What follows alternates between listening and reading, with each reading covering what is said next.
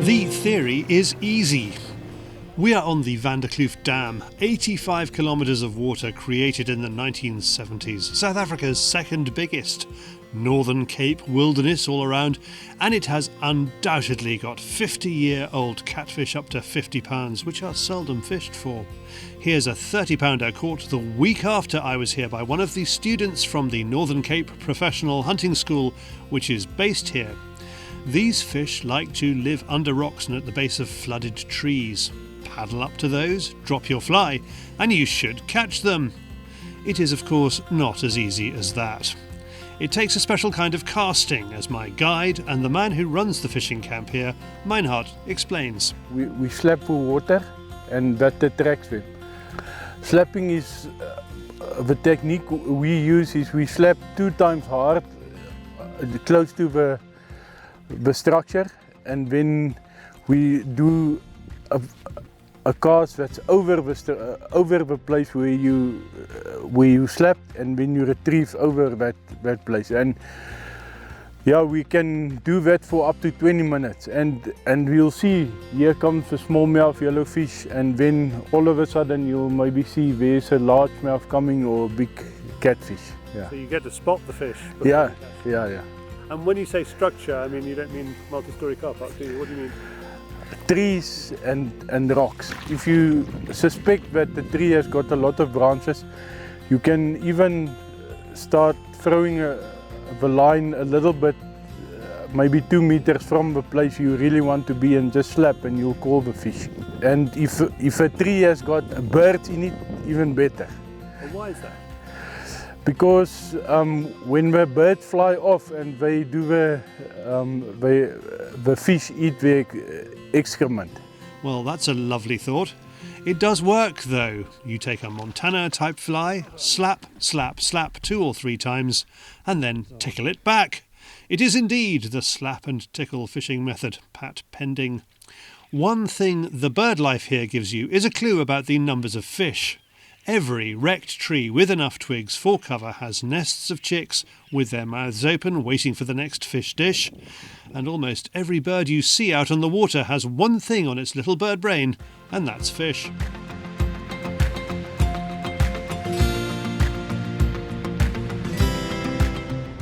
We go to an inlet called a sloop in Afrikaans.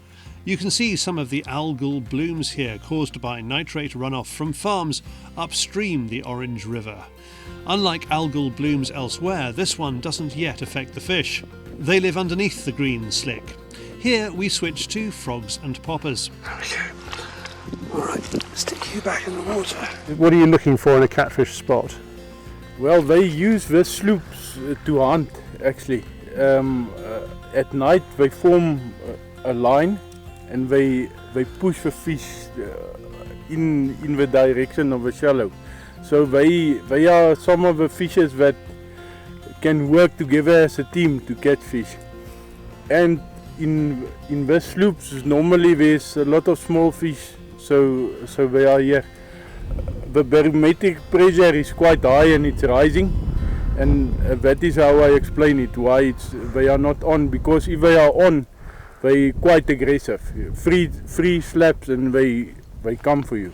Meinhard likes pressure of 1016 or 1017 and falling, and that's the pressure when this happens. Okay, we're in.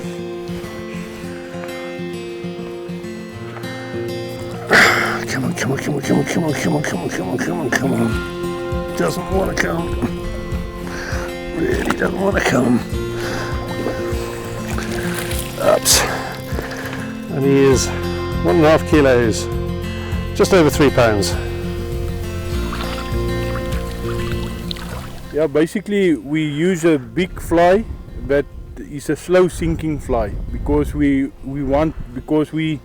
slap the water to attract them, and then the slow sinking fly is that they can actually go for and have time to get to the fly. So they're bottom feeders, but they come up for the fly. They come up for the fly. Pressure varies widely here. Rain clouds roll in fast, and you don't want to be caught out in the middle of the lake holding a carbon rod in case of lightning.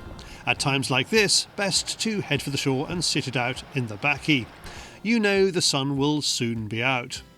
Our last kind of fishing is wet wading trees close to shore. They are like mini mangroves, and it's worth wearing shoes because the fish will go for your toes. This is me on day one without shoes, trying to avoid that situation. That is very satisfactory.